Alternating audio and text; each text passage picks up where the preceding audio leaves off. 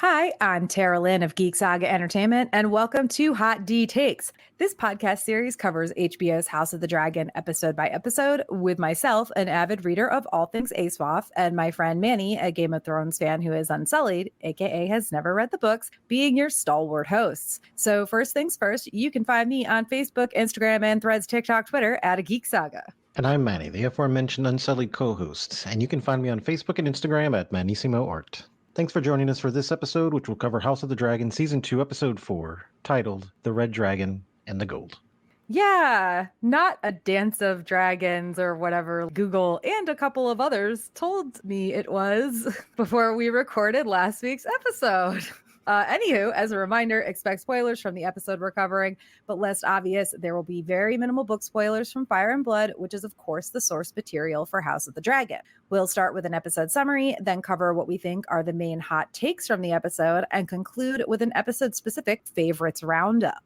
We also have a rating system that we will, like true Targaryens, fill in when and where we please, or not at all. And that system includes rating things on a scale of 1 to 10 Targ eyebrows. While we haven't had a new guest every week like we did in season 1, knowing what was likely coming in this episode, I decided to reach out to a fellow book reader and longtime friend to join us. This friend also happens to be a longtime supporter of Geek Saga Entertainment endeavors. So Tommy, go ahead and reintroduce yourself. It's been a while. I know. Thank you for having me back. If there was an episode to be here and talk about it, this is the one to do it for, and I'm excited to do so. As Tara mentioned, my name is Tommy. You can find me on Instagram, TommyBoy56. I am the founder of TKOK Podcast, and you may know me as a host of New Dad Podcast or the TMC Podcast, which have been on hiatus for a bit, but could be coming back soon, so stay tuned. Well, we're super excited to have you back with us. Now, just one last piece of business before we dig in. Don't forget that Geek Saga Entertainment does have a Patreon. With 10 tiers ranging from $1 a month to $40 a month, it offers tons of ways to support us and receive some great perks in return, including early access to these Hot D Takes podcast episodes.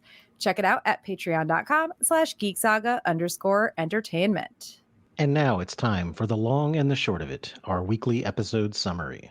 Remember how last week we mentioned that Daemon didn't seem to be enjoying his haunted AF Airbnb stay at Harrenhal? Well, turns out that he's not only still dreaming about young Rhaenyra, he's also dreaming about killing her and about chasing himself cosplaying Aemond throughout the castle. Not to mention picturing his dead wife Laena in place of a serving girl, having middle of the night meetings, we think, with Alice, not a maester, but here's a drink that will help you sleep rivers. And during the day, being forced to put up with useless Tullys on the one hand and Blackwoods who want him to do their dirty work for them on the other. Seriously, if Daemon was going to rate this day, we're pretty sure he would give it 0 out of 10 Targ eyebrows. But I, on the other hand, am loving the true ASOF feel of this that Game of Thrones never quite captured. But I both digress and get ahead of myself. Yes, Daemon is kinda wasting away his days at Castle Harrenhal. But despite Larys Littlefooter and Aemond explaining this to Babygon, the so-called king is none too happy that his forces are bothering with places like Duskendale and Rook's Rest instead.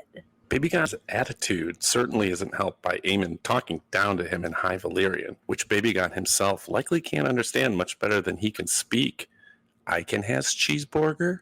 And then his mom takes him down a peg too. Of course, it soon becomes very clear that Alicent should have taken out her frustrations, many of which surely have more to do with her moon tea experience than needing to deal with a Littlefooter to boot. Elsewhere, oops, getting ahead of ourselves again, because while Aegon is having a hard time controlling, leading his council in King's Landing, Baela and Jace have been struggling with Rhaenyra's council on Dragonstone. It's unclear how long Rhaenyra was gone, but it was long enough for Baela to send Grandma a DM asking for help. Of course, Rhaenys answers the call, and even though she and Corlys seem to be in a bit of a tiff regarding his bastard son, the Sea Snake shows up to put in his 2 cents as well. They're able to hold Rhaenyra's small council at bay just long enough for our queen to finally return from her little business trip to King's Landing, with the goal of telling Jace about that whole Song of Ice and Fire thing like ASAP. Except first, Rhaenyra has to deal with the fact that she has arrived just in time to find out that Sir Cole, House of Slaw, has taken Duskendale, chopped off Lord Darkland's head, amassed a bunch more forces, and is marching on Rook's Rest. All of which have led to Jace insisting that they need to send out a dragon. This is something that Rhaenyra actually, and not even all that reluctantly, agrees to. She wants to go herself, but listen, y'all. Meleys is the biggest dragon they have, and she and Rhaenys are also a lot more battle seasoned. So it's the Red Queen of Dragons and the Princess of Side-Eye and Sweet Burns who are sadly destined to fall into Coleslaw's trap. Because, yep, Coleslaw plans for his actions to draw out at least one of Rhaenyra's dragons, and he's been working with Aemon, who lies in wait with Vhagar to take over whoever Rhaenyra sends. Problem is, between Littlefooter's whispers, Aemon's snide remarks, and Alicent's outright disdainful ones, Baby Gon's had enough and takes to the skies with his dragon, Sunfire, to prove his mettle. Not that he does a very good job of that, because not only are Meleys and Rhaenys more experienced, but when Aemon and Vhagar finally do show up, they're not exactly particular about who they're Dracarising, leading to Aegon and Sunfire's crashing and burning, and leaving their exact fates unknown at the moment. As for Meleys and Rhaenys, they put up what fight they can, but the princess and her queen pair is sadly no match for the hoary old bitch queen of dragons. So Team Green wins the day at Rook's Rest, but in the end, we're all left asking, but at what cost? And while we're waiting to find out, let's get into hot take number 1, in which Daemon tries to herd cats. Yeah. Cats of Riverlands, that is.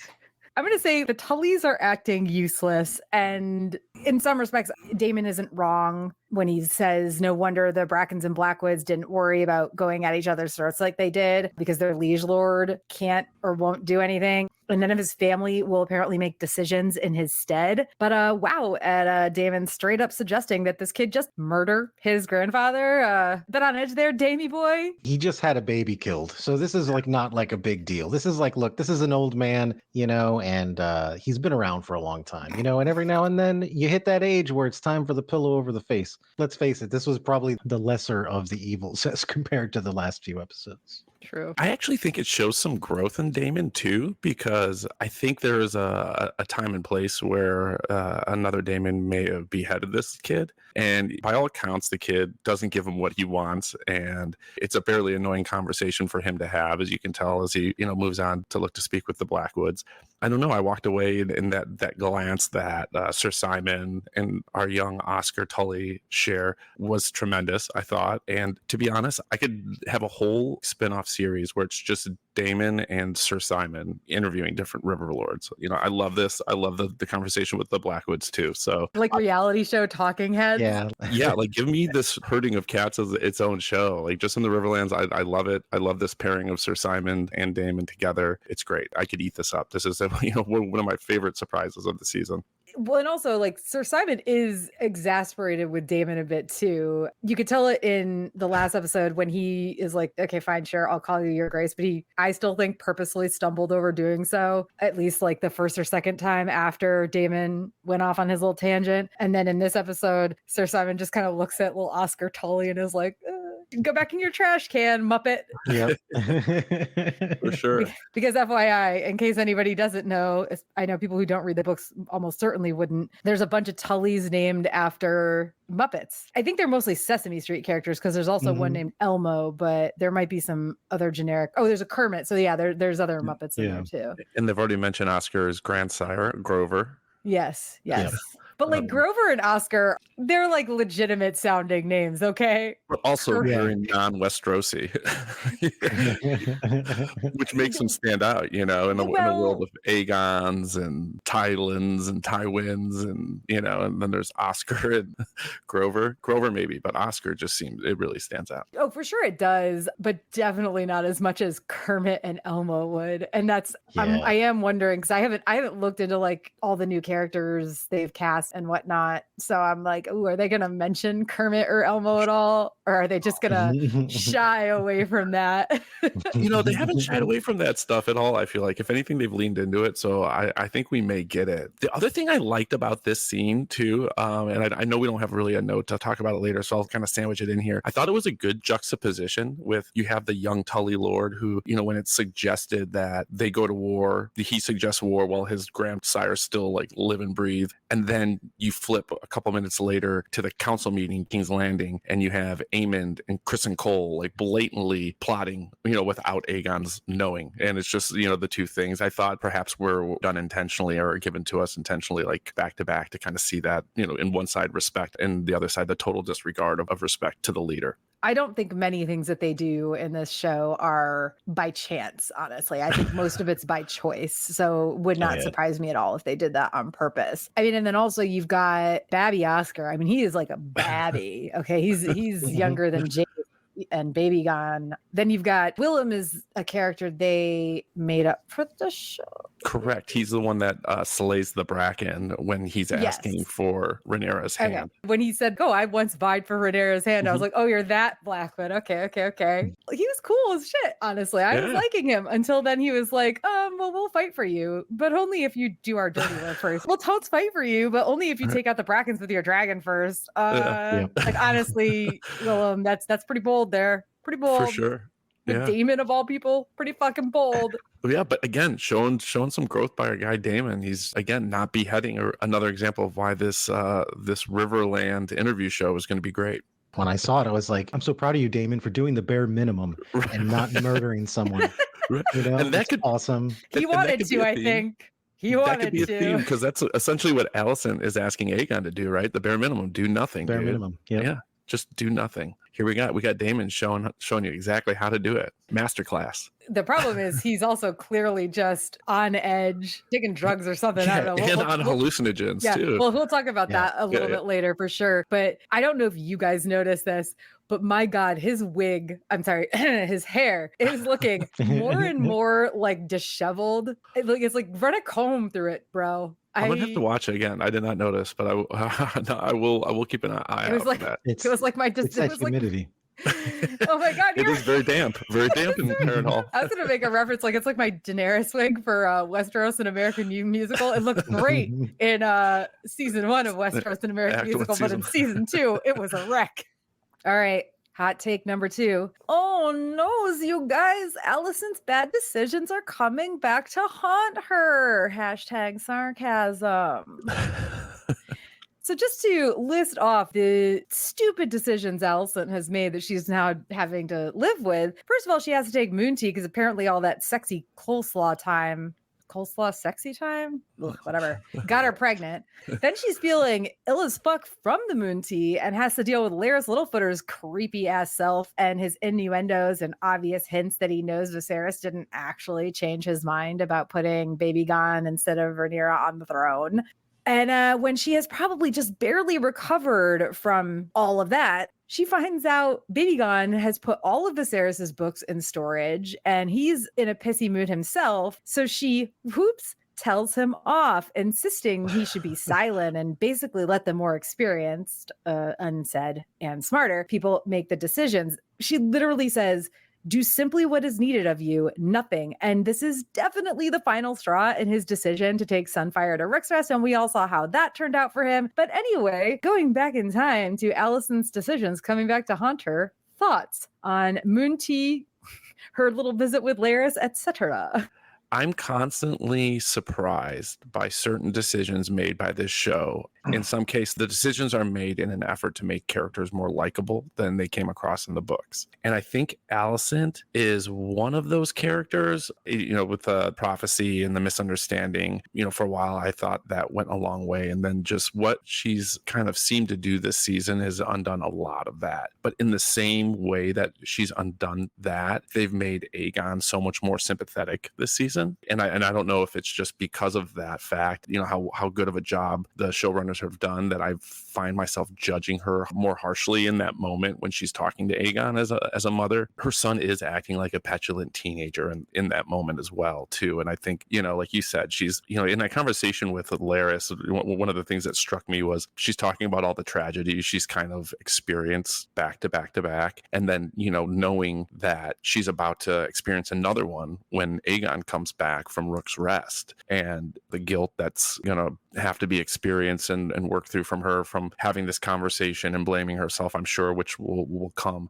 I go back and forth, all the time with, these characters and how I feel about them. But yeah, I think that for me, this was one of those times where I, again, found myself in the impossible situation of feeling sympathetic for Aegon. And credit to Alicent, credit to the actor who plays Aegon, Carney, I know is his last name. But, I just think that this was a really great scene. And yeah, 100%, this is the catalyst that leads to him going on his little drinking bender and flying to Rook's Rest. It's going to be tough because I think we're going to see a lot of characters. And, I think Daemon is another example of someone who's kind of having to come and face all of the results of his actions. And you're seeing those in the dreams and his visions too. So, another theme that you kind of see running through this episode. What I liked about it, going to Alicent, is that I can definitely see what you're saying, how they're trying to, the way they're kind of portraying her character. But this was one of those times where I actually kind of just felt bad for her. I was like, man, this girl is tired. And you can tell that she's tired. You can tell that there's a lot of inner monologue going on there because the writers are just amazing with the way they do, and the directors and stuff, that you can just kind of feel it, where I'm like, yeah, this girl's going through some shit right now. She knows she heard Viserys wrong. She's got her would-be king of a son literally telling him, dude, just sit down and just shut up. Don't do anything. Let them figure it out. Aemond is clearly on point when it comes to what he's trying to do, his tactics and stuff like that. That's what the king should be doing. He's clearly, and obviously him, who I'm sure is going to be ruthless down the road. Yeah, he should be leading this war, as opposed to Babygon, who's just literally, he's that kid, right? He's that kid that, we all had a job, and then the CEO hires their fucking son. Right. And then you're just like, oh God, here we fucking go. And they have no idea what the fuck they're doing. But overall, I felt bad for her. I mean, clearly it's nice to see her getting stuck with the consequences of her actions. That's very rewarding to watch. Yeah. But I can see that there's a part of her that is just you can tell she's like, fuck, I fucked up. Like I said, it's going to be even exponentially magnified here in another episode when she's like, oh God, she's down another kid. Not that he's dead, but the wounds that he suffers, then she has to face that. It's just, and that's the thing about the story, is that it's hard to root for people. So I understand the showrunners trying to make some of the characters more likable. And here's a crazy thing. Now, Manny, you haven't read any of this, correct? I have not. This isn't spoiler, but if you were to guess how many pages from what took place in this episode, how many pages do you think Fire and Blood dedicates to this episode? I'll say 5. And it's a page and a half.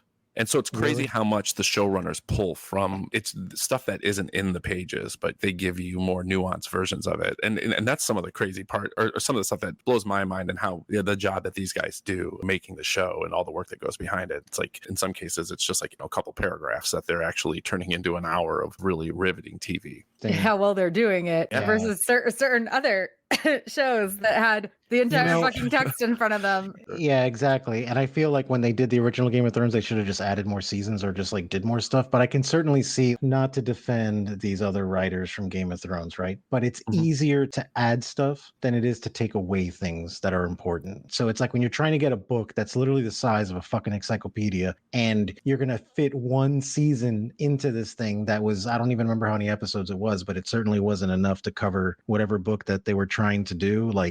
I kind of feel for them on that. Yeah. Where I'm can you imagine? I mean, grab your favorite book and then make one season out of it with 1 hour episodes and tell me how that's going to work out. I think the only difference I would say is that, so we look at Game of Thrones season 1, which everybody, including the vast majority of book readers, just praised up and down. The problem with it actually was when they started taking away things, but then adding other things in that were just, what the fuck are you doing? This is not well thought out. Why did you make this change? Why did Jaime become a kinslayer in season 2? I don't want to get into a debate about Game of Thrones. Right. Honestly, that's not what we're talking about here. But I will say that you're right, Manny. It is really hard to truncate these very long tales into one season or 2 seasons or whatever they were doing from time to time. But what I think the difference is that the people who are working on House of the Dragon,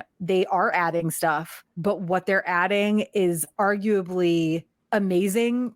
I would say at least 90% of the time. And that's me just kind of being maybe a little bit less generous than I should be. Now, all of that said, just to go back a little bit before we move on to our next hot take, as a step parent of a teenager and a young adult who I did not raise until one of them was already legally an adult and the other one had just become a teenager, what I see in Baby Gone and the reason why I don't feel so bad for Allison is because she like literally let him run rampant and covered up all of his mistakes. And some of the things I have dealt with that are problematic with my stepkids, not that there's a lot of them, they're both very, very good kids. We're not talking about them being bad people or bad kids. Just clean up after yourselves once in a while, guys. But when you have a parent who cleans up after you all the time, guess what you don't learn how to do? Clean up after yourself. So I have, I think, less sympathy for Allison because I'm just sitting back here saying, look what you did. Like, look at what you did here. This is not entirely on you, but certainly a lot on you. I mean, and Aemond being what he is versus Aegon being what he is because Aemond saw his brother slacking off and was like, well, I'm the second son. I better like up my game so I can like actually still be somebody important because he's always going to be the first son. Yeah, and he was ridiculed, really. You know, Aegon had no problem joining up with Jacaerys and Lucerys and teasing. And, you know, we had the pink dread, right? Yeah.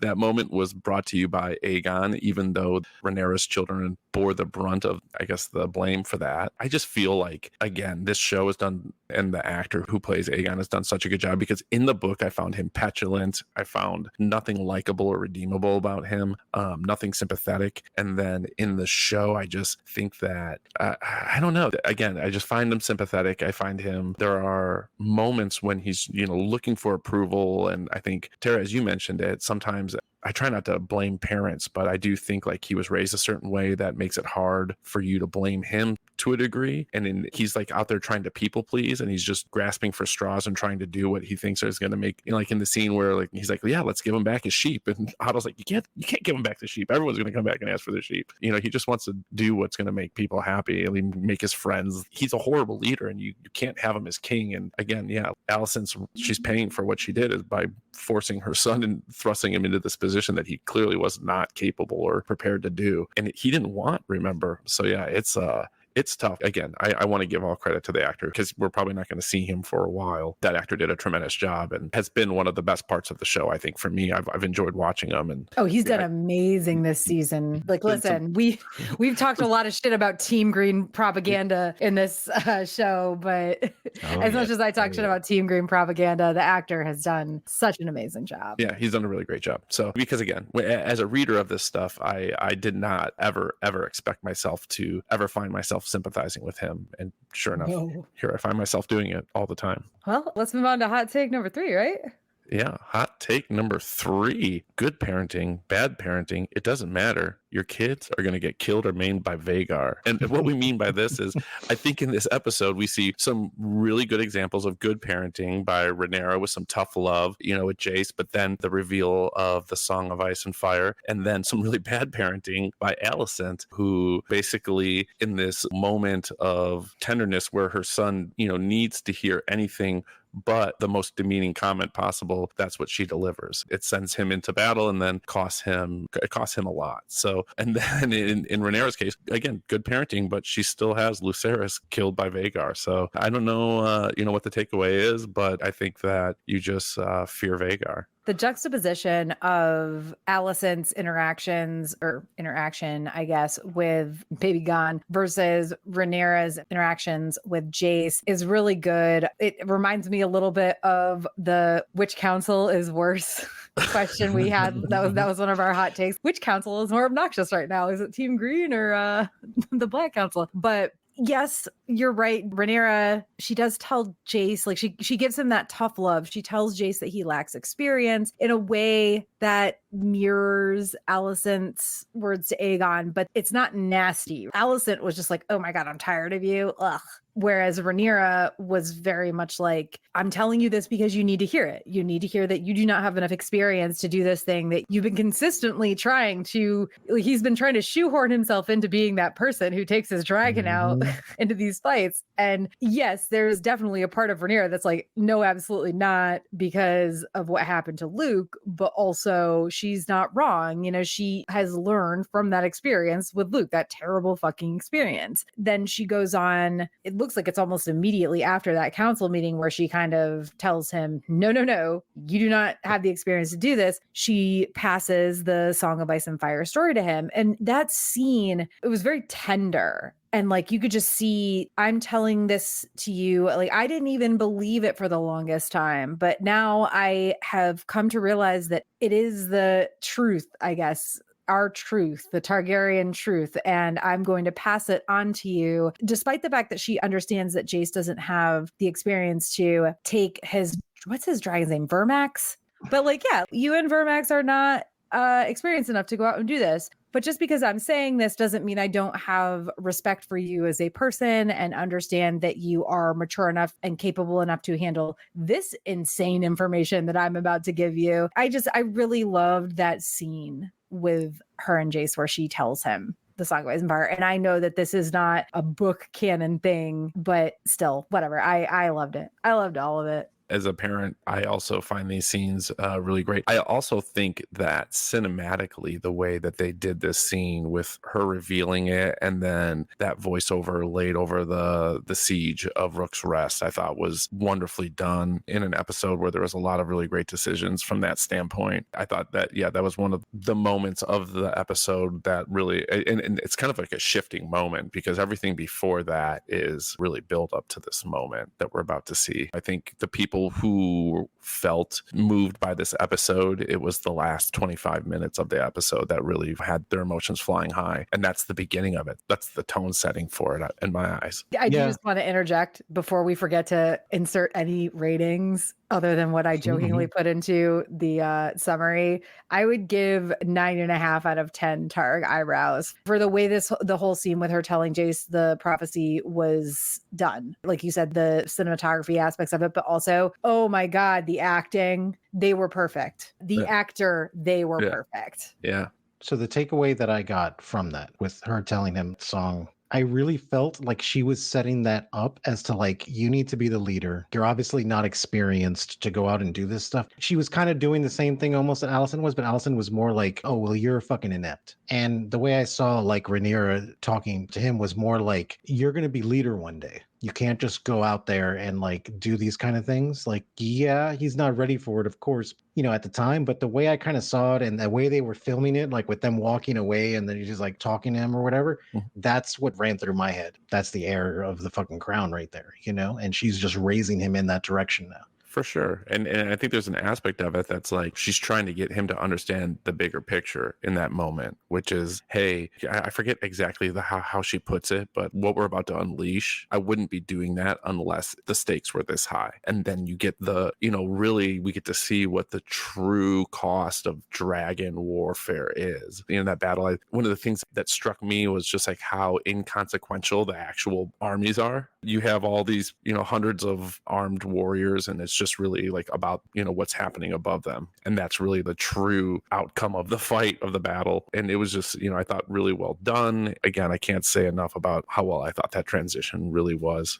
I would probably give that, why not give it 10 Targ eyebrows? They filled them all in this time. Yeah, fill them all in. Since I was brought on from a book reader's perspective, and I did mention how I think this show is going above and beyond to make these characters more sympathetic. I think this is, again, a really great example because, we get a page and a half really of explaining what took place from Eric and Arik's death to Rook's Rest. Mm-hmm. And really what's given to us in that page and a half is the fact that Rhaenyra is pretty much absent. And they say that she's absent because she's so grief-stricken. She's so grief-stricken from Lucerys. So you don't get any of this like leadership that she shows in the council or with her son. You get none of that. You basically get someone who's an absentee leader, and a lot of the credit is given to Corlys. I just want to point that out, that the show does a great job of giving Rhaenyra more, I guess, credit, but that's probably not the right word. It's a more fleshed out character. It's more complex, and I think in a much more positive light.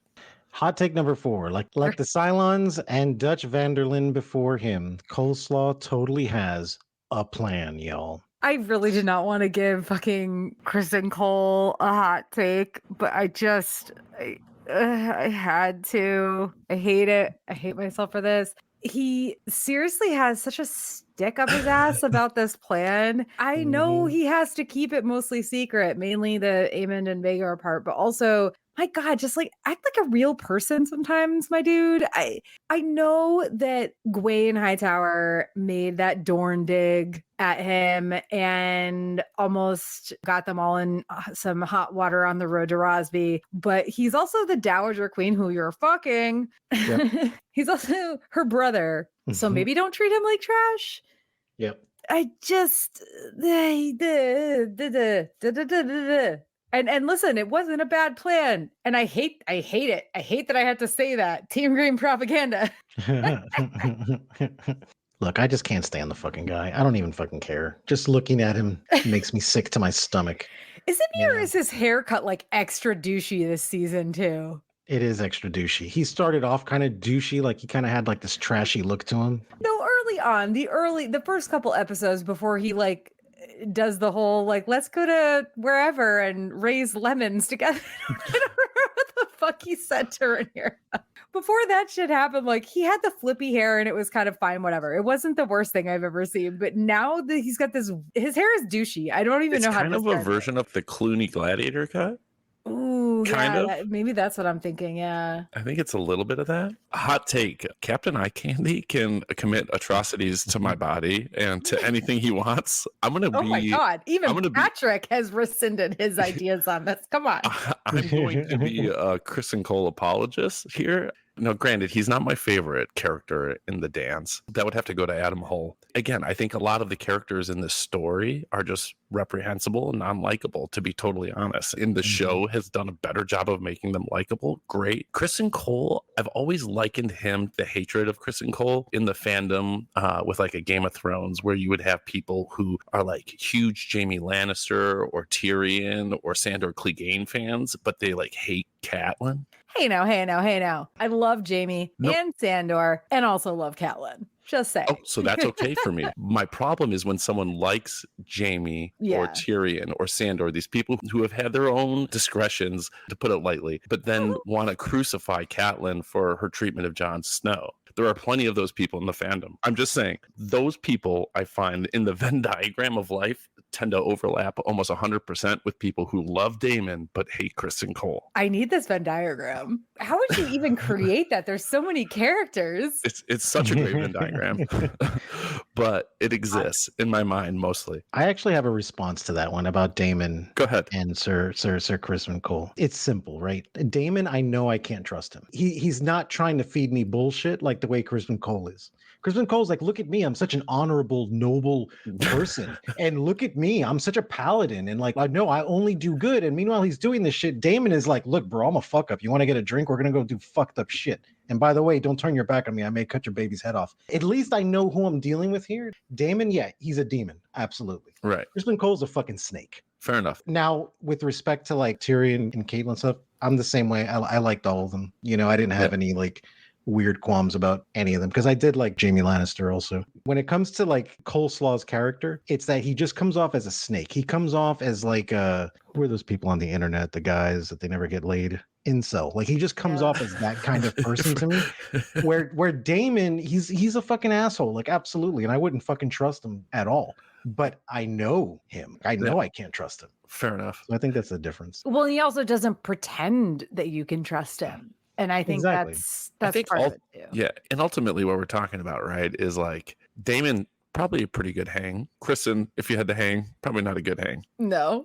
Yeah. No. Like both of them are gonna stab you in the back, but you're gonna at least be prepared for it or expect it from Daemon. Whereas Coleslaw over here is gonna be like, you'll win the football game and he'll dump a fucking jug of coleslaw on your head instead of a jug of Gatorade. Okay. Like he'll do something stupid as hell like that. And it's like, okay, well, shouldn't have believed you all this time. Yeah, with those dark skin and dark hair and blue eyes, he can dump whatever he wants on my head. I will say, side note, me during the battle, coleslaw is down. I repeat, coleslaw is down. This is not a drill. Me, a few minutes later, I'm already upset about Mayleys and Rainey's, and now I have to see this asshole get back on his feet. And like, Yep. book reader that I am, I knew he wasn't going to die, but there's always that hope. Maybe they'll make a change. There have been things that happen earlier or later than they did in Fire and Blood and in Game of Thrones. God knows that was just like a fucking free for all. You never knew after like season 4 what was going to happen. So hot take number 5. Everybody wants to be a cat. That is from a song from the Aristocats. It's a very old Disney movie. I know this is silly, but after the Damon herding cats thing, I was like, how many cat references can I make in this episode? We throw in there. Everybody wants to be a cat. Baby Gone, for one. You cannot tell me anyone saw that scene of him knocking the pitcher off the table as anything other than a cat joke. On a more serious note, oh my God, those scenes showing Baby Gone with Sunfire and then Rainey's with Mayleys and the dragons just like rubbing their heads on their people like good kittens. Like, I can't even, especially as we know what comes next now. I knew when I was watching it, honestly, even Manny, like you had to have known the bad things were going to happen. It's literally just like a cat rubbing their scent on you. Oh, they're being so sweet. They're hugging their kittens in the face. Oh, a little boop on the nose. Yeah. And I was thinking about it and I was like, should it be compared to like dogs? No. Should it be compared to horses? Not even, because only cats bump you in the face like that. And George he likes all animals, but he's a cat lover and owner. Mm-hmm. So I think that probably tracks as well with him. I mean, I think there's something that was done with this episode, and perhaps I'd have to go back and look and see if it's something that I'm noticing more so, but it's just a lot of us, whether you are a dog owner or a cat owner, if you're a pet owner in general, I think you could relate to a lot of the stuff that you saw in these episodes, or in this episode, I should say. And, whether it was Aegon getting ready for battle and his interaction, or that last look of Mayleys looking back at Rainey's. We'll get into that. Don't even start me on that. Not yet. There was a lot of stuff there that all of us pet owners in the world watched and related to and connected to, and I think that's why it made it this episode so moving. And people who were familiar with the story long before these episodes aired, I think the thing I heard over and over again was just people not ready for the deaths of the dragons. With a story full of atrocities, it was the dragon deaths that they were not ready for. Call PETA on these fucking dragon riders. My God, guys, why doesn't PETA exist in this world? PETA is also awful. I am not endorsing PETA by any means. Let me be very clear on that. But you know what I mean? Oh, for sure. And I think that was something when Fire and Blood came out. I remember that was a thing too. People were hungry for anything new. But, I remember like people reading it, devouring it, and just the people I spoke to, at least, it was kind of like, have you gotten to the dance yet? I just think again that in a season where they've done a lot of things really well, how they've connected to pet owners with the dragons has been excellent. Well, and I think too, I am a cat, a dog, and a horse person. Obviously, I have not had a horse in a very long time because they are expensive animals. When it comes down to it, the dragons are cats.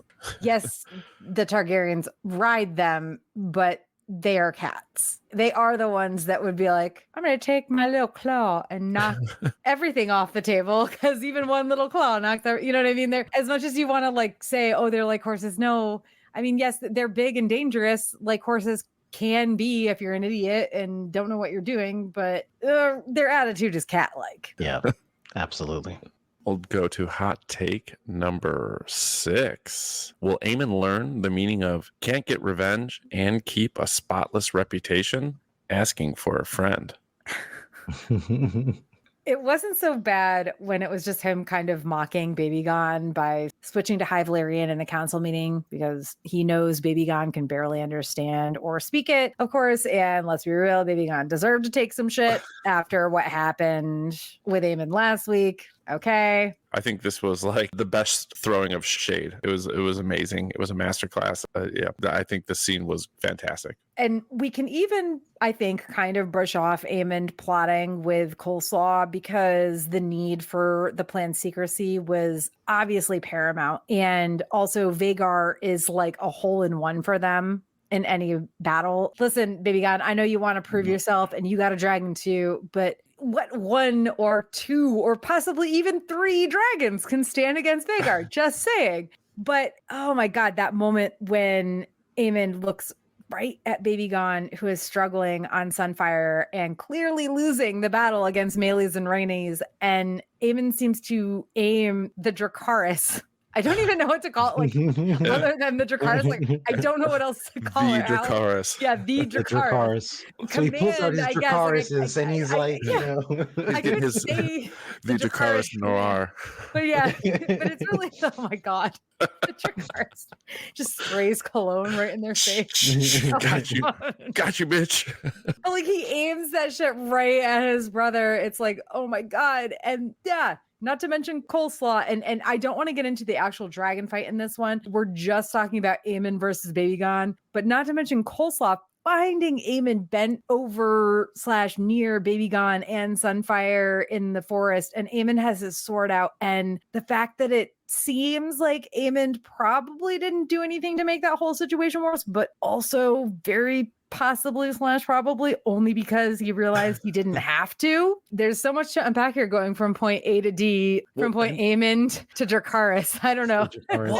And I think we glaze over a big point of it too, which is the fact that Aegon's not supposed to be there. And that scene where Aemon's sitting there and he sees him fly over. The way I read that scene was he's annoyed, like a fly in the ointment. I can't believe he showed up. And he wants to take off really quick to kind of be like, well, I don't want him to get the glory. But then he kind of thinks, he takes a beat and he's like, actually, wait, let's kind of wait, because this could actually take care of itself. And then I could kind of kill 2 birds with 1 stone. And again, you know, I know we're not going to get too in the weeds about this, but my role here as being someone who read the books, in the books, what happens, it's not implied that Aegon wasn't supposed to be there. No. It's implied that Criston Cole's plan was to set the trap with Aegon and Aemon. And then what happens is Meleys gets a hold of Sunfire, and then Vhagar grabs them, and they all kind of crash in a fiery ball. The way they explain it is like 2 or 3 hours it takes for like the dust and fire to settle before they realize like who's alive and who's dead. And Vhagar kind of comes out of the fire and smoke alive while they find Rhaenys dead and Sunfire near death along with Aegon. It's a very subtle difference. I saw some people actually voicing opinions that they thought that it took some agency away from Rhaenys the way they did it, which I don't necessarily agree with. Let's leave that discussion for our final hot take. For this point, I want to hear that. I think for this one, I want to stick with just the Aemon and Baby Gon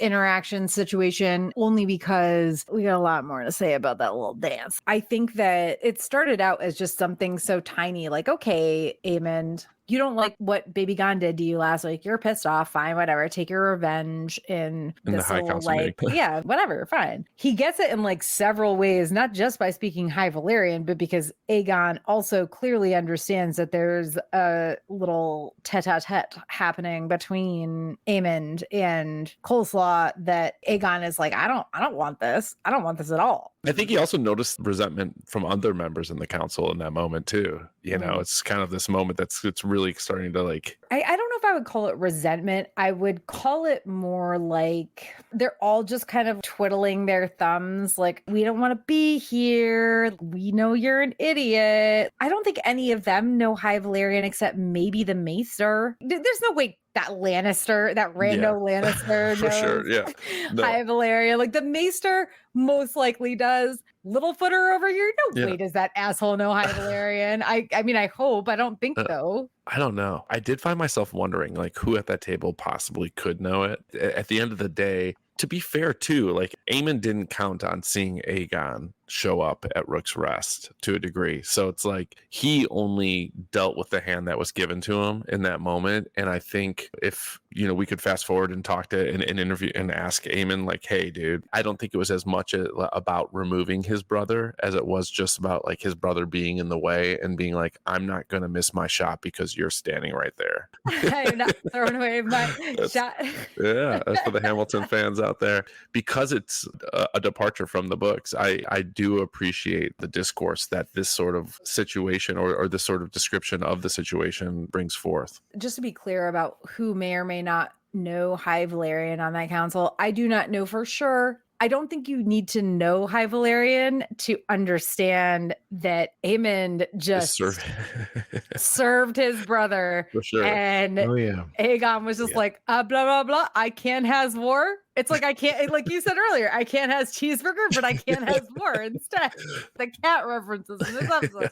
These thoughts really fall into my favorites roundup, so I'm gonna save it there because I have something to say about Aemon and like where his character is going. But yeah, when it comes to like that council thing, that's like the start of this shit. I mean, let's not forget that his brother fucking humiliated him, and he humiliated him in like a personal situation that was at at the club, and the king was with his friends, right? So Aemon's like, that's cool. I'm gonna humiliate you, but he doubled down on it because he did it in the fucking council room with all the fucking leaders, and he's like, you don't embarrass me. Yeah, that's cool. Like, yeah, I'm sleeping with the same person who I was paid for the first time, but you're supposed to be the king and you can't even fucking talk Valerian. You're no fucking leader. Like, I felt like the way he showed him up was really, it's like in life, right? There's like two kinds of people. There's like the headhunter and there's like the surgeon. So like when you fight someone, you have people who punch people in the face, hoping that they're going to knock the other person out. And then you have the one guy who just like prison style shanks him in the neck real quick and just so the guy bleeds out immediately. It's surgery is what it is. And that's what Aemon is doing here,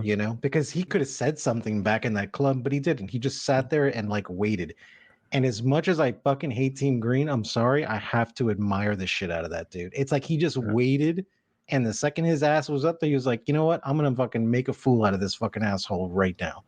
And he wasn't even doing it in the sense of, oh, well, you did this to me. It's like, no, it's that he clearly knows his brother has no right sitting there. He doesn't know what the fuck he's doing. And I'm going to prove it to him just by speaking another language, just for 2 minutes. Can I ask you guys a question? Have either one of you seen the movie Teen Witch?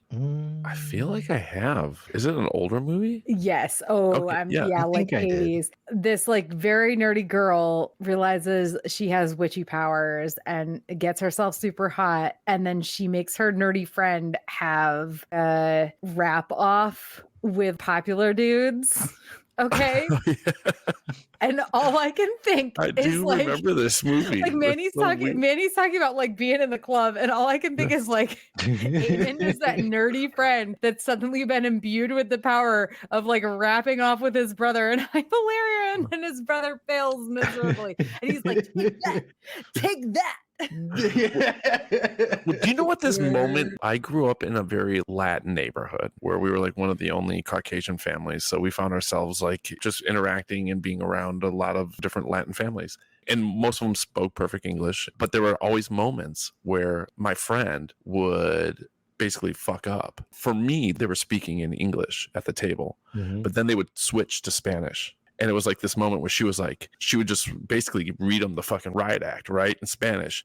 I didn't know what the fuck they were saying, but I knew it wasn't good. I knew my friend was getting just laid into by his mom, but she was doing it in Spanish to save his pride a little bit. But at the same time, I'm like, dude, I know you're getting lit up. Man, he has to know exactly what he's So I could relate to the people at the council table at that moment.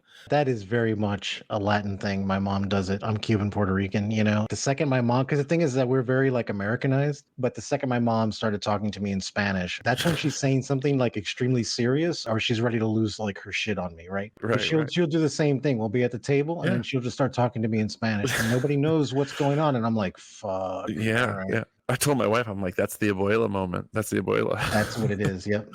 That's the abuela moment. Yep. I got to prepare myself for this next one. Hot take number 7. We could have missed the pain, but we'd have had to miss the dance. Garth Brooks, you guys. Seriously. We could have missed the pain, but we'd have had to miss the dance. I'm a little bit at a loss for words here. I will say I can't really imagine them doing a more perfect job with the cinematography, the CGI, etc. in this dragon fight. But still, yeah, I'm at a loss for words other than RIP to the Red Queen and our princess of side eyes and sick burns. Crying.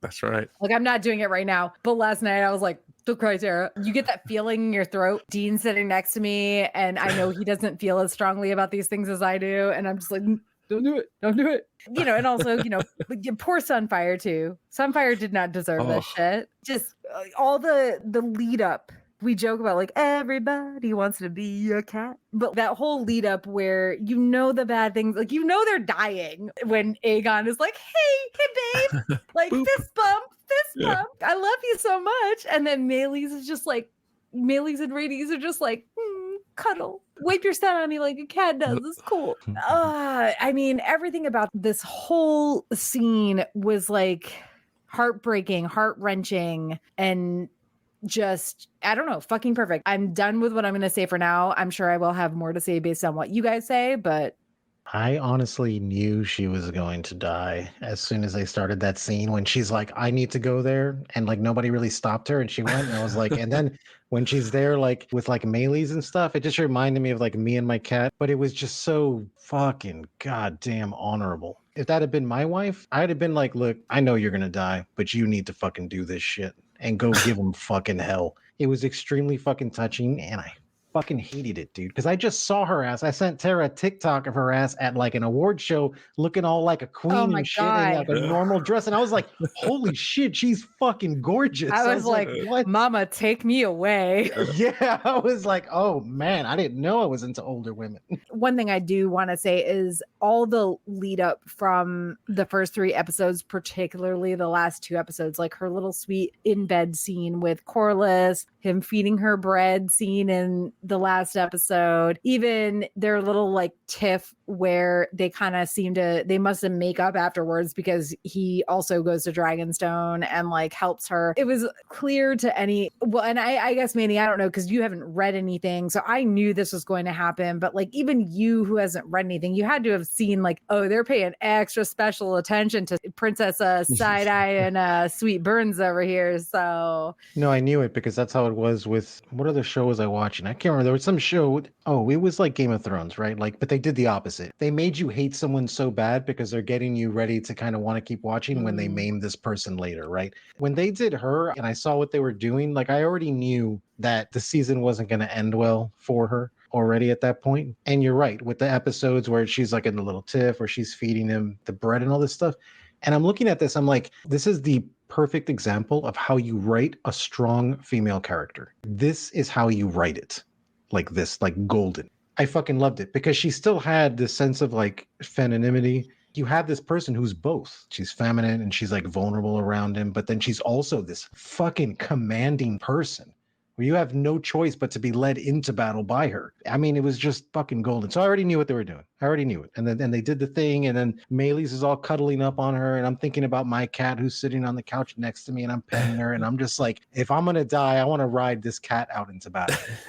Is what I want to do. And I'd be on my bitchy ass cat, you know, my cat's like a little bitch to everyone, but to me, she loves me. And there was one scene in it during the battle that I thought she was going to get away, where I was like, oh shit, okay. Because at first I was like, well, and then I was like, oh, maybe they're not going to kill her. Maybe she'll like go. And the way they're filming it, and then Vagar's coming up, I'm like, no, she had sorry, to go. girl. You see that look on her face where she's like, she knew what she was going into. She kind of turns back, right? I mean, that was my read on it. Like, there's a point where she can essentially get away. Absolutely. I think it's after she saw Vagar, right? When she saw Vagar is when she turns around, I think. Yeah, there's a moment where, after Sunfire falls to the ground and her and Vagar like tumble to the ground, which again, that's kind of the way that it goes in the book. They go to the ground and then the dust clears and only Vagar comes out. But yeah, mainly she has this point. And like her kids are dead in her mind. She's lost both of her kids, and she just met her husband's bastard, who, she's probably kind of starting to put 2 and 2 together about her kids aren't alive, and guess she has both of her grandchildren alive as far as heirs to Driftmark and whatnot. But she's 55 in the books. I'm trying to remember how old she is in the show, but I wonder a little bit, because obviously for me selfishly, I want her to fly, just keep flying back to Dragonstone, and her value to the council, and just her value in terms of a dragon, also in a world where dragons, each one that dies, become increasingly more valuable. First, she knew about the bastards. It was funny because Dean, who has not read anything, last night he was like, why is she flirting with this dude? And I was like, oh, no. That's not what this is. Okay. Yeah. I mean, I actually felt like she was more chiding Corliss in that, without saying our actual blood children are dead, why is this guy who literally saved your life not being raised up? I think she was actually like, yes, there's a reason for her to be fucking upset about it. In this time in our life, I would fucking divorce Dean and also sick my sisters on him to ruin his life if I found out that he like had a bastard child outside of our marriage. But this is a different situation, right? So Totally. she knew about them from what I could see. She wasn't okay with it, obviously, but it's like, oh, what are you gonna do? They exist. Yes, I wanted her to just keep going to Dragonstone because you're right. And it's not just Melee's. Like, yes, Melee's is the biggest dragon they have. So that's important. But way more important is Rhaenys' council itself. Even in this episode, one of the council members, I can't remember which one, is like, well, who are you to tell us what to do? Rhaenyra didn't name you Hand. And it's like, I mean, she fucking should have. I mean, yes, she's the queen that never was. She's the like forever princess, like whatever nicknames you want to call her from the books. Like Rhaenys is a bad fucking ass. And not only that, she's fucking smart. And she has been giving, and obviously a lot of the advice giving and stuff are things that they have added into the show that didn't exist in the books, that, you know, like maybe it was background shit that we never knew about, but it wasn't printed in the text a lot of the time. And Rhaenys she literally was the hand of the queen without being given that official title in the show. I mean, because she was giving her the absolute best advice all the fucking time. And she was the one who was staying back, as we mentioned in our last episode, like staying back after the council meeting and being like, bitch, where's my grandfather's crown? You better fucking man up and like start realizing that Rhaenyra is your queen. You know what I mean? Like I loved her in season 1. Okay. And I knew what they were fucking doing. In season 2. But man, they really like went over the top with making her like this indispensable part of Rhaenyra's life and council, and then taking her away from us in the most fucking depressing way possible. I mean, Manny, you mentioned when Meleys looks back at her and you see that Meleys is looking at Rhaenys and the light goes out of Meleys' eyes and Rhaenys just gives. I mean, she was going to die anyway, I'm sure, right? How would she survive that fall, etc.? But two things I'll say just really quickly. I've been effusive in my praise of the show so far. One thing I've been critical of the show this season, especially, was, you know, I feel like they delivered these big moments like the blood and cheese or the death of Eric and Arik. But for whatever reason, and I don't think all of the reasons are totally in control of the people creating the show. I think some of it has been forced upon them by HBO wanting this season specifically to be 8 episodes.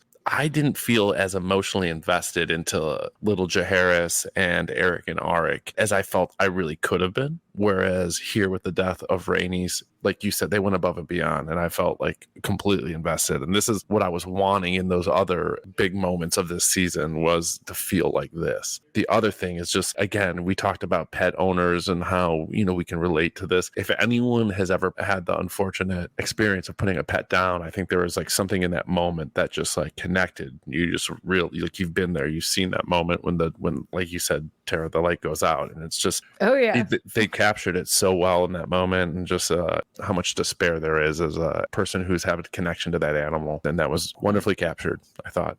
Everything about it was like beautiful, but also just so fucking. I just hope the Bram Stoker hairstyle comes back now.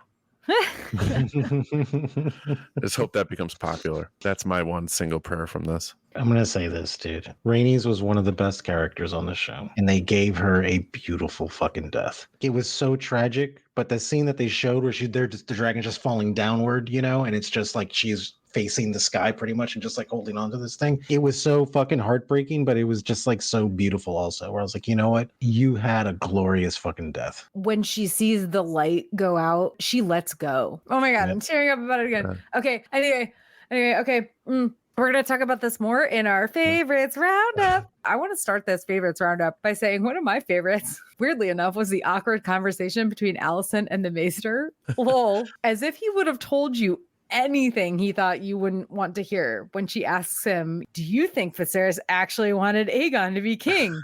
Yeah. And he's like, oh, no, we didn't talk about that. And it's like, yeah, dude, you literally cared for this guy his entire like sickbed life, which was most of his life with Allison. Yep.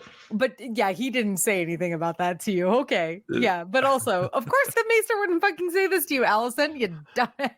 Fucking dumbass. The Maester should have been like, I don't know. What do you think of it? Yeah, no, he definitely wanted your son Aegon. Definitely, Yeah. that's what he wanted. Definitely. Yeah. Absolutely. Answering For a question with a sure. question, though, is Yeah. also is always a Red flag. really, Allison, you thought that this guy would actually tell you the truth. That's kind of like the thing with the Allison story arc that's going on right now, is you can tell she's just fucking losing it. For You know, sure. she knows she fucked up. The fact that she even asked the Maester that, you're right. Was the Maester really going to be like on it? No, it's not going to be at all. But you can tell where her state of mind is going here. That's what I think makes her relatable to me. To where it's like, okay, she's lost her shit. There's people that I do not like in life, and then I just randomly happen to run into them. They're having a fucking breakdown or they're having something, and I have no choice but to be like, fuck, I've been here. I can fucking relate to this shit. It's the human part of me, I guess. Don't get me wrong. We're ready to fucking lay dynamite on the fucking tracks of the Team Green propaganda train, but that actually made me fucking feel a little bad for her, you know? Totally. Like, oh girl, you really thought.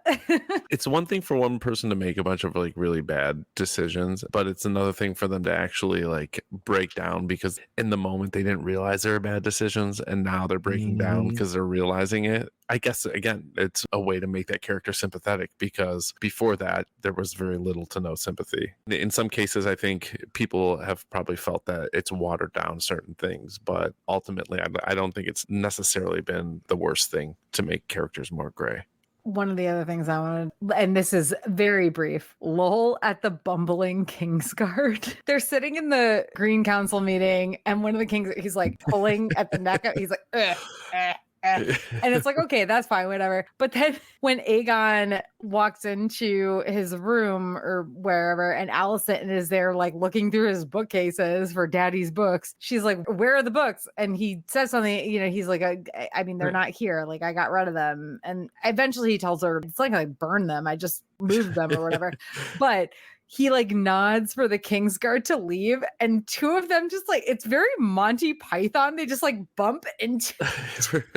Did anybody else notice that? I did notice that, yeah. Because did Dean not was notice like, that, was that no. on purpose or was it a mistake? And I was like, I'm pretty sure it was actually on purpose, because this came very soon after the council meeting where Aemond talked shit in High Valyrian, where he was like, oh, you like posted a bunch of imbeciles to your Kingsguard, dumbass. Yeah. So I just thought it was fucking funny. I thought it was the Kingsguard pulling out his armor, like trying to get a breath, was before Aemon said any of this. But then like after Aemon says this, and then there's like three of them just kind of randomly standing around in the doorway, and Aegon's like shooing them with his eyeballs, and the two of them just like bump into each other. And it was like, no, with this show, there's no way that was a mistake. It's a little bit Monty Python, but I thought it was fucking hilarious. I thought it was very well done. Again, just Aegon and his, God, what do they call them? The Aegoons over at History of Westeros. It's like the Aegoons. Yeah, I believe that's what they call his posse, the Aegoons. Bringing comedic relief wherever they go. Also, just Alice Rivers. I think I mentioned her last week too, so I don't know how much we have to get into this. Just saying, Alice Rivers is amazing in this episode. Tommy, what are your favorite moments? So I touched on a lot of them already. As I said, I think Daemon and Sir Simon, just in general, their interactions with River Lords are great. I think that the fact that you have this battle at Rook's Rest happening with Sir Criston and multiple dragons, and all the while Westeros's baddest man is sitting in Harrenhal just tripping on hallucinogenics. This is what he wants. Like, he wants to go and he wants to kill Aemon. He wants to kill Vhagar. He hates Criston Cole. He wants battle, but he's sitting in this damp castle just tripping. And I want to know, like, I know it's up for hot debate, and I don't think there's been much in the way of confirming anything from the people behind the show, but what is Alice Rivers making? Is that weirwood paste or Jojen? Oh, there's definitely some weirwood shit going on there, because the weirwood sap is red. has to be part of it. And also anybody who's listening to this who hasn't read the books, this isn't really a spoiler because it's something that wasn't really shown. Was it ever shown in Game of Thrones? So in the Song of Ice and Fire, the 5 books that have already been published a billion years ago. So sorry, not sorry. This is not spoilers anymore, guys. Like the last book was literally published like 13 plus years ago. There's this whole thing where Bran is eating this like paste while he's in the caves way up in the north with Brynden Rivers. There are theories about, is it just weirwood paste, like a weirwood sap and who knows, like acorns or whatever? Or is Jojen's blood in there? Because Jojen has kind of like disappeared. So weirwood / Jojen paste. Obviously, there's no Jojen in this situation. Is there blood of a person in there with Atlas Rivers? I don't know. I did watch the making of the episode, and the making of the episode literally was like not witchy at all. We're trying to make her not witchy. Like she's ageless because of her porcelain skin and her outfit that fits in but doesn't quite, and her raven black hair. But it sounded like they were saying we're not making her a witch. All of that said, who knows what's in that drink she served Daemon? Because also it's like, whoa, man. He apparently supposedly met her in the middle of the night, drank that drink, and then the next thing he knows, he's like woken up in a meeting with a Blackwood and doesn't even know like who he's with or where he's with. The sound is all fucking wonky. So I don't know. And in the books, they say that Alice Rivers, some say that she's been at Harrenhal for hundreds of years. So it's just like, and the thing is like, as a show watcher or even a book reader, you want to dismiss that out of hand. But, show watchers, we have Melisandre, right? We've been already given someone who is some sort of, I watched the same thing you did, and they said they've gone out of their way to make her non-witchy, but then they also describe her as a woods witch. Yeah, both can be true. You're making a big effort to do something, and then you, out of hand, call her woods witch.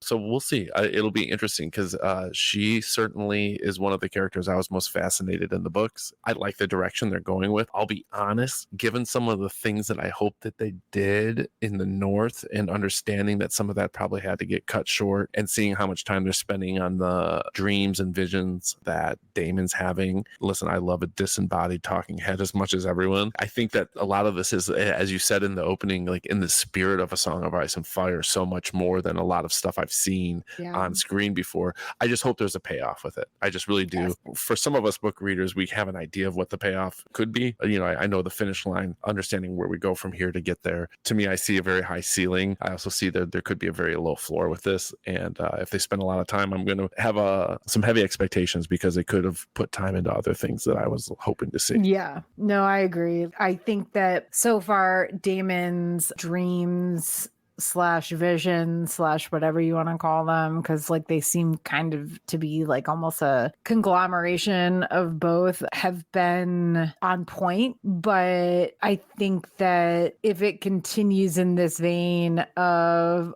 I don't want them to keep using these as like a reason to bring actors back. As much as I love Millie Alcock, okay, like right. Amazing to see her again in this episode. As much as it was fucking hilarious to see Daemon cosplaying as Aemon. Right. Okay, honestly, the first time I watched it, I was like, wait a minute, what? And then I watched it again, and I was like, oh no, that totally is exactly what I thought it was. Yeah. It was Daemon as Aemon. In this whole like, oh, well, I created him sort of thing. Yeah. So, yeah. But at some point, you have to leave the sort of dreamy, creepy, haunted Airbnb behind and move into, I don't know, like a VRBO that's like more legit. And with Vhagar now no longer in King's Landing, maybe that leaves some sort of opening for him. And also, Bailey's was bigger than Caraxes, but Caraxes is like the windy boy. He's pretty fucking hardcore. So no, for sure. That's one thing I'll say. Like, so I loved everything. And I know we're talking about things we love. One thing I thought they missed out on an opportunity for, and they kind of did it, but I thought they could have done it to a larger degree, is that scene where Vhagar comes in over the trees. I've always taken from the books, one of the things is like how the dragons will like block out the sun. That's one of the ways they describe it. And they kind of show them like eclipse the sun for a moment, but I just think there could have been a moment where, like, if they showed people on the battlefield and it got really dark, you know, as he crossed over, just showing again his immensity. I'm sorry, Vager, her immensity. Don't you misgender our read-in. Well, yes, they have both genders, don't they? So we should we should call them all theys. I think they've done a decent enough job with that, but I thought they had a missed opportunity there again to just really show the immensity of Vagar versus the other dragons in that moment. I think they had her like way too far up in the sky. Yeah. It was obvious that she was way bigger, but it wasn't as obvious as it could have been. And there's a scene where Lucerius dies and where that's very clear. It's like that one shot with the lightning and then you see the dragon Vagar over Lucerius's dragon and you really get the idea of how much bigger Vagar is. But I just thought that was a moment where it just could have like really blocked out the sun. Listen, like size matters, y'all. In this case, it truly does. Anytime they can. Yeah, in this case, it truly does. But to your point about Maylise's just size and ability in combat in Fire and Blood, it says basically if it was just Maelys and Vagar one-on-one, Maelys may have stood a chance. The fact that Sunfire and Vagar were there was no chance for Maelys. So, you know, it is a good point of distinction that, you know, just Vagar is huge. It gives them such an advantage, but also one of their advantages was they had Vagar protecting King's Landing, and now Vagar's at Rook's Rest. So I think that's an important, just strategic thing to think about. Daemon's at Harrenhal. It's not very far. So if there was ever a time for Daemon to go for King's Landing, this would be it. Yeah, nice. Daemon, take that windy bite. All right, Manny, get it. Your favorites roundup. What you got? So number one is going to be Sir Asshole of House Slaw getting knocked on his ass. Sexy asshole. Yeah, so him getting his fucking ass knocked out was fucking great. Only part of the episode I hated 0 out of 10 Targ Eyebrows is when he gets back up. Okay, personally. So he just always looks like he hasn't taken a shower in 4 days. A little dirty boy.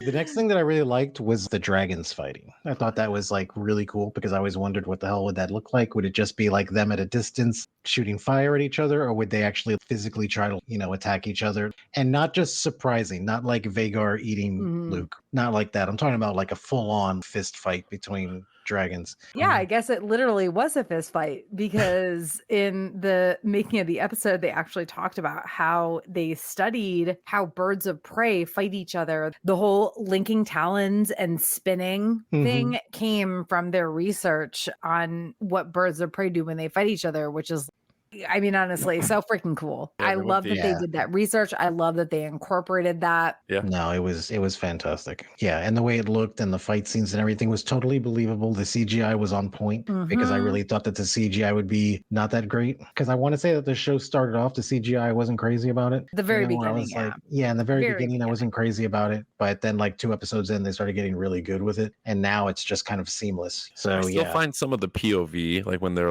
riding the dragon, you're supposed to get in the POV. Some of those are a little shaky for mine, but anytime you see a dragon and a rider from a distance, it looks awesome.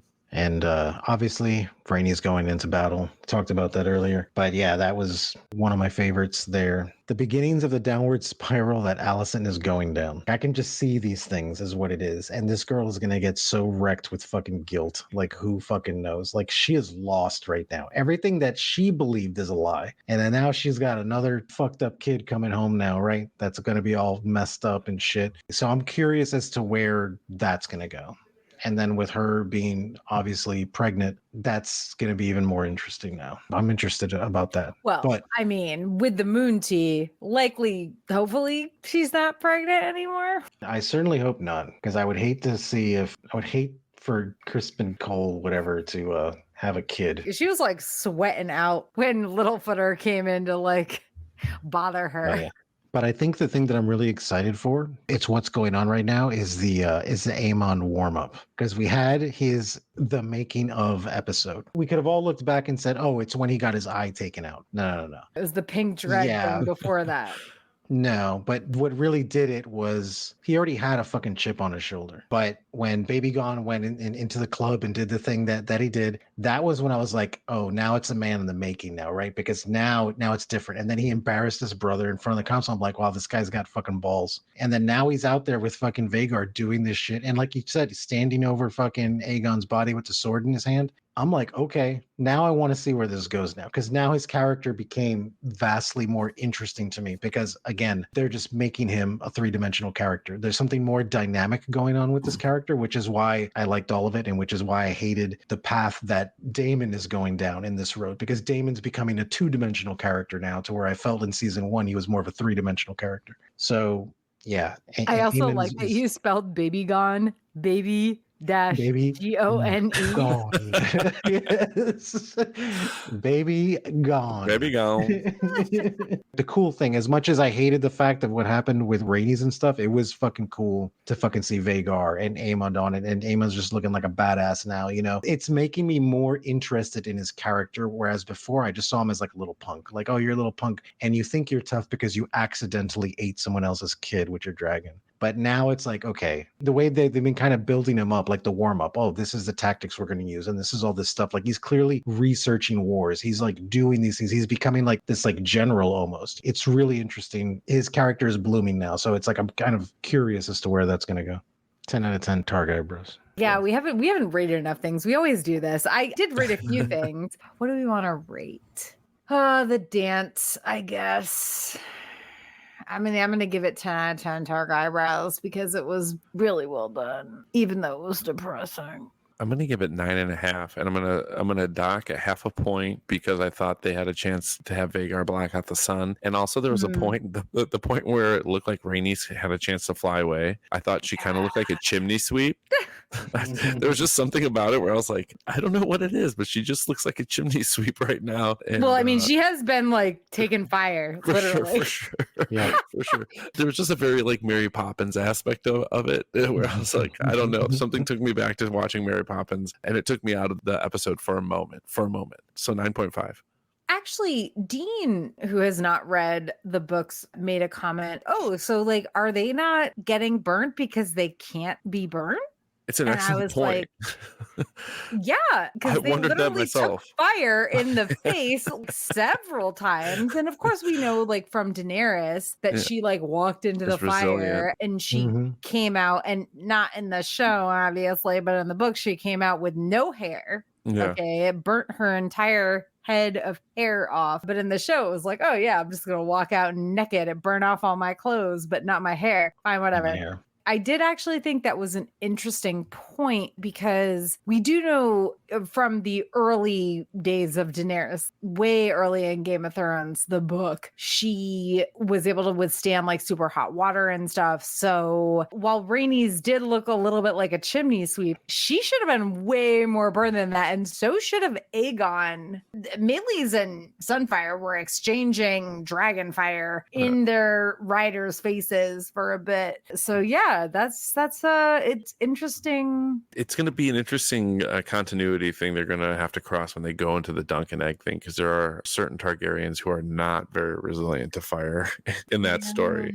I don't know. I guess we'll see. Yeah, we'll cross that bridge. As we close out the episode, just want to once again thank Tommy, not only for being here to chat with us, but also for being a longtime supporter of our show with the TKOK Podcast Network. And thank you to our listeners for joining us for Hot Tea Takes. Manny and I will be back next week to cover season 2, episode 5. And as I'll never again trust any episode titles from anyone other than HBO, we're back to not having a title. For the most current news and updates about the series, make sure to follow at Geek Saga on Facebook, Instagram, and or Threads, TikTok, Twitter. But also, please consider backing our Patreon at patreon.com/geeksaga_entertainment.